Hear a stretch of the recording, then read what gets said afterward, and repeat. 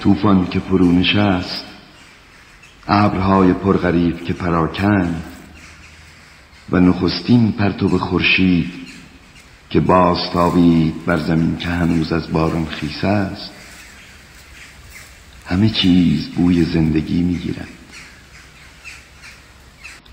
از پس آغازی دیگر و رشدی دوباره هر علف و هر بوته تنفس آغاز میکند.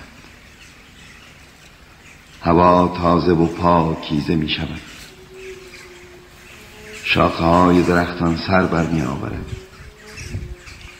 گیسوان ژولیده دوباره آراسته میشود و آرامش باز میگردد. همان آرامش پیش از طوفان که همانندی ندارد در هیچ چیز.